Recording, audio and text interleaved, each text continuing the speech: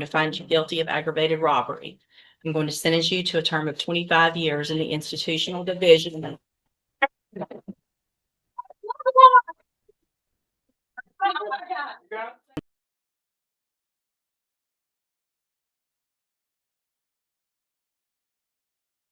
Good morning. Are you Caden Fontanet?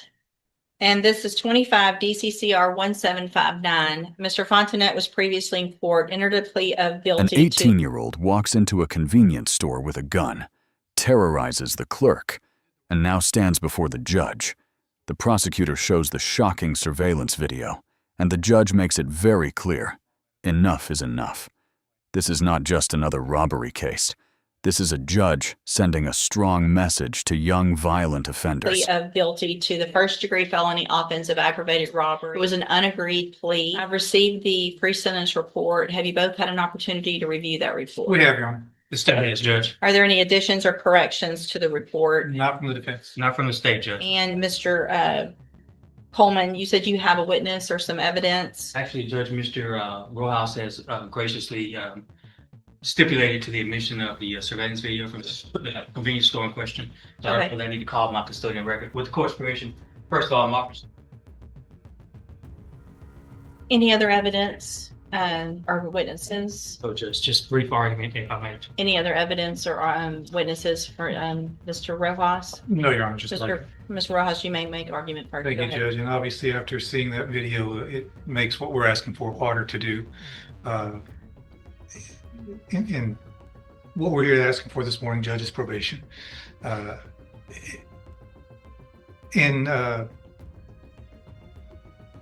Fontainet's defense, he is a young offender. I know the court is tired of hearing the same story over and over again, young guys with guns in here. He's got a limited criminal history. I believe this is his first felony. He's never been on any kind of felony supervision or felony probation. Unfortunately, he's just fallen into the same situation that we see so many other youthful offenders fall into. He's got no direction in life. He's very little support at home. Sees no way out of the situation that he's in, so he goes and decides to rob a store and get some money. Did the wrong thing. And if his story in the PSI is to be believable for what I believe is the right reason, he's trying to help his mom out at home, trying to pay some bills, keep the lights on. Certainly, there are better ways to go about doing that. And I hope that the time in jail has taught Mr. Fontanet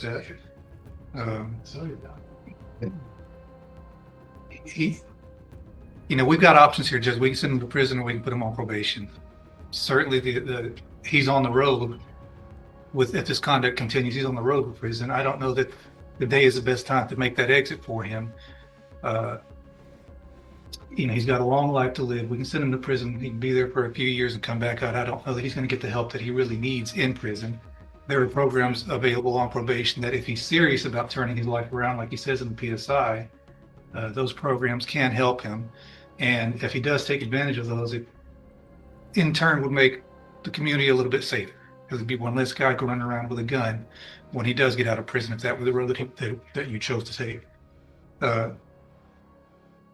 Planning on living at home with his mom. I think he has some younger siblings there. To his benefit, before he was even arrested, he started a GED. I think on the night that this happened, he had just finished a GED class and made a dumb decision to go hang out with these guys that he should not have been hanging out with, and did this robbery. Again, Judge, you've got two options. You can send him to prison, or you can try to get him some help on probation. And hopefully he will take advantage of that. And certainly if he doesn't, we're going to know pretty quick. And you'll have another chance to send him to prison probably for a longer time. All right, thank you. What is the status of the other two? Are there co-defendants? Have they been charged? They have been charged, Judge, and I have both of their cases, Judge. And they have not been sentenced yet or No, anything Judge. like that? No, Okay. Judge. All right, go ahead, Mr. Coleman. Yeah, I'll be brief. Whether it's the Pine Club Apartments or Rogers Park or a Speedy Mart, you've seen this, and we've seen this in this community all too often. I'm preaching to the choir, Judge. Prayer vigils and advisory committees, all that stuff's fine, but you, Judge, are where the rubber meets the road. You are that person that can protect the community from somebody like this defendant. You are that person that can either let him walk out of this courtroom on probation with a piece of paper with conditions and promises that he won't resort to this kind of violence that you saw on that video, or you can ensure that the community is safe by putting him behind steel bars, concrete wall, and razor wire fence. Uh, Judge, I'm just asking. I'm not in the habit of begging, but on behalf of this community, I'm begging that you send this defendant to prison. The message that needs to be sent to this defendant and his circle of friends and anybody who would want to be like this defendant is that if you pick up a gun with the intent to commit violence, you're going to pick up a 15, 20, 25-year prison sentence, Judge. And I'm just asking that you do this on behalf of people who live at the Pine Club apartments, who just want to live in peace, people who want to go take a walk at Rogers Park and not be robbed, and somebody that wants to stop at a Speedy Mart convenience store and pick up some snacks without becoming a victim of a robbery. That's all I have, Judge. Thank you, Mr. Coleman. So, Mr. Fontenette, there was a time some years ago that there really wasn't even a question. Everyone, state's attorneys were recommending youthful offenders, probation, let's give everybody an opportunity. And things have just changed in such an incredibly dangerous way with young people doing what I just saw you do on that screen. I cannot imagine the fear that person had that was working in that store, that he now has, just trying to go to work, make a living, and go home. And he has 3 people come in and not just grab a little quick something and run out, but terrorize him for quite some time. Pulling him around, yanking him around, putting guns in his face, all 3 of you. I also, Look at that in addition, surveillance video. Guns in the clerk's face, terrorizing him for no reason. The defense is begging for probation, saying he's young and has a limited record. But the prosecutor is not having it. He tells the judge this community is tired of young men with guns robbing stores, shooting up parks, and destroying lives. The judge has seen enough. He's tired of the same story over and over. You can feel the shift in the courtroom. This young man is about to face serious consequences. I also, in addition to the PSI, get jail incident reports. And you apparently like to fight and jump people, which is what's been happening in the jail. So it makes it very difficult for me to go, oh, this is somebody that's going to get out and behave, who can follow the rules, because you can't even follow the rules in jail. And the pre-sentence report shows that you're a high risk level, which tells me that after they've looked at everything, that you don't have, unfortunately, a good likelihood of being successful if I were to put you on probation. And Mr. Coleman's right, we're tired of it. And there's got to be something done. So in cause number 25, DCCR 1759, I'm going to find that you entered your plea of guilty freely and voluntarily. I'm going to find sufficient evidence to find you guilty. And at this time, I'm going to find you guilty of aggravated robbery. I'm going to sentence you to a term of 25 years in the institutional division. I'm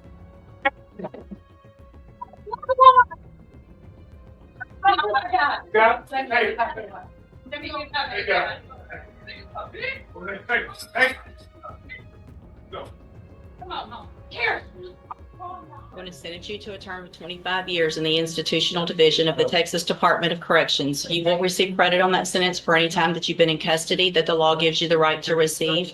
I'm handing you the trial court certification. This was not an agreement. You have some rights to appeal. I have also handed you a written admonishment regarding your ineligibility to possess a firearm or ammunition. Because of the judgment entered against you, you're ineligible under Texas law to possess a firearm or ammunition. Possession of a firearm or ammunition could lead to charges against you. You can talk to Mr. Rojas about any questions you have about that. I am making an affirmative finding of a deadly weapon. Mr. Fontenette, I understand that this is harsh, and I know you believe this is harsh, but I think this is necessary. I hope that you go and you make things right. You can get out of prison. You're still going to be young and you can make your life better. That's going to be up to you. Okay. You can go back with the bailiff.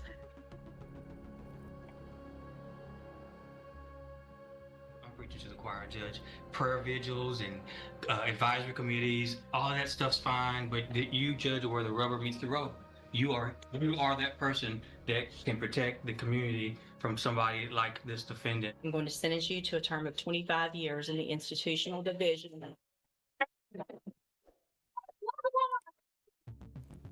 That was an outburst in court today after a man who terrorized a store clerk with a gun is sentenced. The prosecutor and the judge, Raquel West, citing recent violence like the shooting at Rogers Park in Beaumont and how they view crime and punishment. At 6 o'clock, Kimberly is off.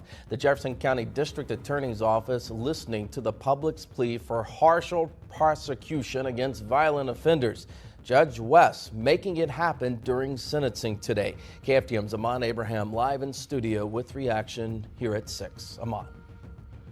Aaron, we spoke with District Attorney Keith Giblin, and he says times have changed and the ongoing violence involving teens need to stop or they'll suffer the consequences. Judge Raquel West sentenced 18-year-old Caden Fontenette to 25 years behind bars for aggravated robbery. The terrorizing crime at a Nederland convenience store last year was captured on video. Prosecutor Tommy Coleman showing the video capturing the moment the teens ran into the store and raised their firearms at the clerk. The Jefferson County District Attorney's Office is sending a clear message to violent offenders. They should prepare for tough prosecution and longer sentences.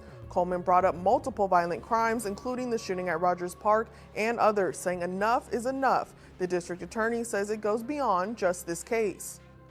The time is come to be even more punitive on violent crime than we have been in the past, and we have been, but we're going to ensure that justice is done. My office, I can tell you right now, our investigators and the Beaumont Police Department are talking to not only the victims that were shot in the incident at Rogers Park, but also people that were traumatized, people whose homes were hit, people who ran for cover. We're going to try to do everything that we can to address this situation.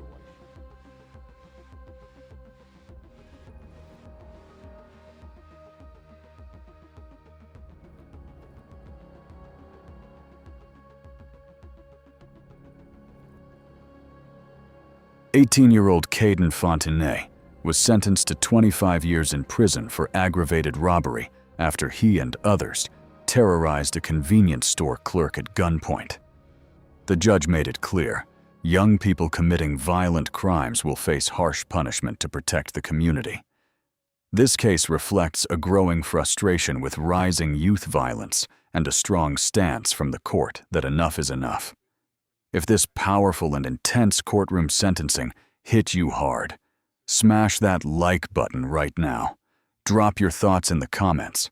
Was 25 years the right sentence for an 18-year-old? Should judges be tougher on young violent offenders?